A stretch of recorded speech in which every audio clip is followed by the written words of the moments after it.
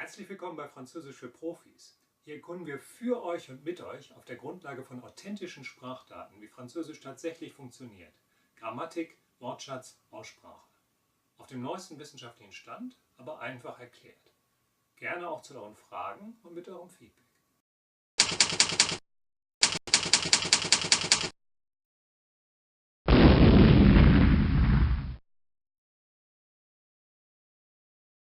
Bonjour tout le monde, aujourd'hui je vais essayer de vous familiariser avec quelques structures du français parlé et quelques mots du français parlé qu'on entend si souvent, qui ne choquent plus personne ces jours-ci, mais il faut déjà avoir un bon niveau de français avant de pouvoir les réemployer.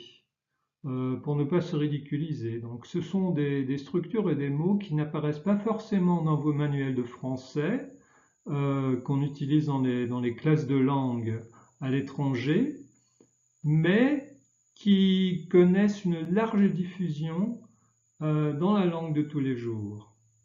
Alors qu'en français soigné, par exemple, on dit « je ne sais pas », on utilise la particule « me » pour faire la négation. En français familier, ça devient « je sais pas ». Donc on omet cette particule, la particule « ne ». Même chose avec tu n'as pas répondu, t'as pas répondu. Est-ce que tu parles allemand? Ça devient tu parles allemand. Donc une question en est-ce que devient une question avec tout simplement une intonation interrogative. Tu parles allemand. Il en va de même pour quand est-ce que tu l'as appris, ce mot interrogatif, quand, qui est suivi de est-ce que, est rejeté en fin de phrase, par exemple, tu l'as appris quand, ou bien est placé en début de phrase avec la même structure qu'une phrase déclarative, quand tu l'as appris. Qu'est-ce que tu cherches? Ça devient qui tu cherches, ou tu cherches qui. Même chose que pour quand. Il y avait plusieurs, on en met souvent le pronom il en début de phrase, et on prononce tout simplement il y avait plusieurs. Et là encore, c'est pareil pour il ne faut pas, ou il faut pas, ou il faut, qui devient faut pas rester le cul dans sa chaise. Donc voici d'autres structures familières qui sont très courantes.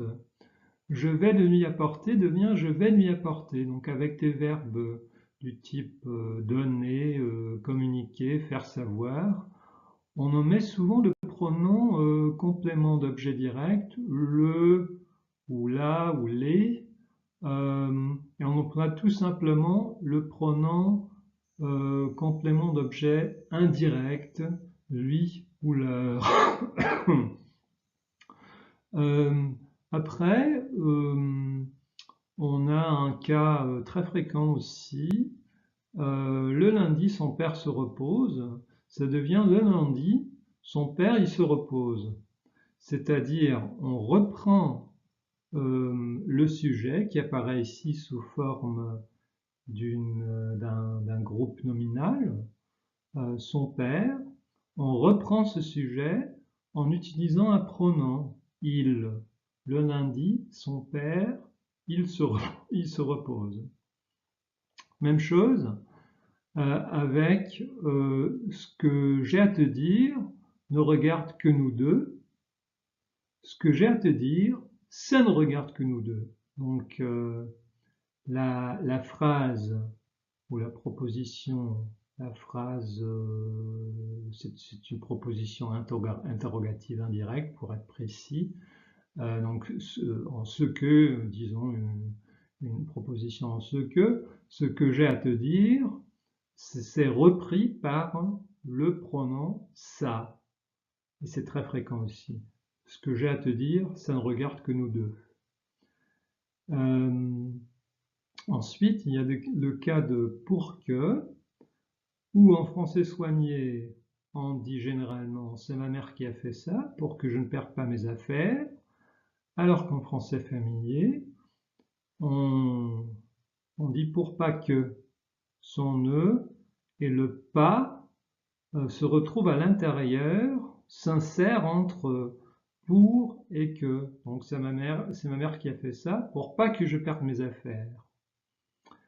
Donc généralement on peut dire que les phrases ou les propositions interrogatives indirectes dans la langue parlée. Et si on compare ça avec l'ordre des mots en allemand, on constate que, ou plutôt on constate que l'allemand exprime la même chose par l'ordre des mots. Donc alors qu'en allemand on peut dire besonders wichtig ist für uns das und das, en français on dirait ce qui compte pour nous ou ce qui est très important pour nous, c'est quelque chose. Ou bien en allemand, on dira beim Tennis sind die Schiedsrichter nicht so professionnels wie beim Fußball. En français, ça se dirait, par exemple, ce qu'il y a au tennis, c'est que les arbitres ne sont pas professionnels comme au foot. Souvent aussi, le sujet n'apparaît pas en début de phrase dans la langue parlée. On introduit le sujet par il y a. Ou pour être plus précis encore, on introduit le thème, mais ça sera le sujet d'une autre vidéo. Donc, au lieu de dire tout meurt, on dit, et puis il y a tout qui meurt. Alors qu'en allemand, on dirait alles stirbt. Il y a tout qui meurt. Ou en allemand, on dirait einigen ist das egal. En français, on dit il y en a qui s'en foutent, du moins dans la langue parlée. Voici donc un bref aperçu des structures familières en ce qui, ce que, qui sont d'un emploi fréquent.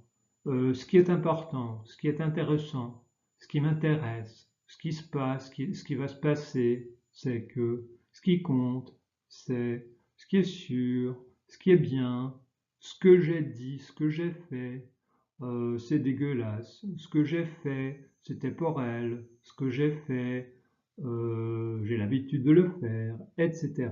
Il y a beaucoup de possibilités ici. Ce que je trouve bien, c'est que ce que j'ai trouvé drôle, c'est quand.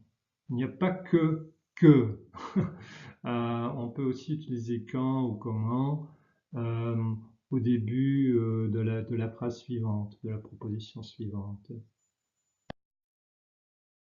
Donc voici en quelque sorte comment ça se présente dans la réalité langagière. Ici c'est un extrait de dialogue qui est tiré d'un corpus de langue parlée, le corpus CLAPI, et j'ai mis en surbrillance en différentes couleurs les différents types de structures qu'on a déjà vues. Donc par exemple, je trouve pas moi, sans nœud, sans la particule nœud, négation sans nœud. Après, on a beaucoup de marqueurs, beaucoup de petits mots de la communication qu'on n'a pas encore mentionnés, mais qui sont très importants pour bien huiler la conversation en quelque sorte. Donc il y a et bien alors allez, passer une bonne soirée par exemple. Et ben, et oui bien sûr, oui ben, allez au revoir, etc. Puis il y a beaucoup de marqueurs de politesse aussi. Ici en rose, vous êtes bien élégant, ce qui est bien. Merci de votre visite. J'espère que vous aurez. Merci. Puis des questions avec intonation interrogative du type vous viendrez manger la prochaine fois, en jaune ici, vous viendrez manger la prochaine fois. Vous remontez après à V, une ville. Oui, ça s'arrête là. Deux questions avec une intonation interrogative. Et puis on n'a pas encore parlé du vocabulaire familier. Il y a ici un premier exemple. Truc, c'est un mot très courant qui veut dire chose, évidemment, vous le connaissez déjà. Mais on y viendra tout de suite. Donc je vais commencer ce petit survol du vocabulaire familier par quelques adjectifs laudatifs et péjoratifs qui ont la cote parmi les jeunes, mais aussi parmi les moins jeunes, et qui sont vraiment largement répandus, qui reviennent quotidiennement dans les conversations, dans les dialogues des films, dans les chansons, etc. Donc, en première position, ici, il y a le mot chouette. C'est une très chouette nouvelle, par exemple. On peut dire ça. Un film génial. C'est aussi une appréciation positive, évidemment. Un film génial, un mec super, positif. Le dernier album est impec. On peut aussi employer impec en adverbe. Ça va impec. Ça va très très bien, ça va impec. Puis il y a les mots plutôt péjoratifs. J'avais peur d'avoir l'air con si je venais sans rien. Donc con, ça veut dire bête ou stupide, et c'est un terme qui accourt parmi toutes les couches de la population. Puis débile, là il y a certaines préférences dans la combinatoire de cet adjectif. On dit par exemple une blague débile, une remarque débile, un commentaire débile ou un raisonnement débile. Donc ça s'emploie surtout avec des noms désignant des actes de parole, si j'ose dire. Puis minable peut s'employer par exemple avec un hôtel. Un hôtel minable. Une retraite minable, c'est une petite retraite, qui ne représente pas une grosse somme mensuelle. Puis une blague minable, c'est une mauvaise blague, une blague qui fait pas rire. Avec moche, qui veut dire laid, on emploie par exemple femme ou film, une femme moche, un film moche, une journée moche aussi, ou une vie moche, un hiver moche. Donc un moment dans la vie peut être moche aussi. Ensuite, je voudrais vous présenter quelques intensifs qui reviennent tout le temps dans la bouche des Français. Vachement et drôlement. C'était vachement bien, par exemple, ou t'es drôlement courageuse. Donc ça veut dire tout simplement très. Et très se remplace bien souvent, trop souvent peut-être aujourd'hui, par trop aussi. Donc on peut dire c'était trop bien pour dire c'était très bien. Puis un mot qui est vraiment la cote parmi les jeunes, c'est grave, employé comme adverbe. Donc on peut dire il assure grave, ce qui veut dire il assure totalement. Et avec ces mots-là, les adjectifs laudatifs et péjoratifs qu'on vient de voir, et ces adverbes intensifs, on peut déjà faire un certain nombre de phrases qui fonctionnent très bien en français, comme il est drôlement sympa, elle est vachement moche, il est vachement con, je la kiffe grave, c'est-à-dire je l'aime bien, etc. Pour terminer, quelques mots clés, quelques noms clés, quelques substantifs clés qui sont largement répandus. Donc par exemple, l'argent se décline sous les noms de fric et de thune et de pognon très souvent. Donc on dit il a du fric, ils ont de la thune, j'ai plus une thune, j'ai plus rien, j'ai plus un sou, il me faut du pognon, il me faut de l'argent. Un enfant est souvent qualifiée de gosse, de môme, ou un peu plus âgé, peut-être de gamin. Une fille, c'est une nana ou une gonzesse, et leurs équivalents masculins, les hommes, sont souvent euh, désignés comme des mecs, des types ou des gars. Un objet, c'est un truc, un machin, un bidule aussi. Le travail, aller au travail, c'est aller au boulot. Puis les vêtements qu'on achète, ce sont des fringues qu'on porte ou les frusques. Une voiture se dit souvent bagnole, tir ou caisse en français familier.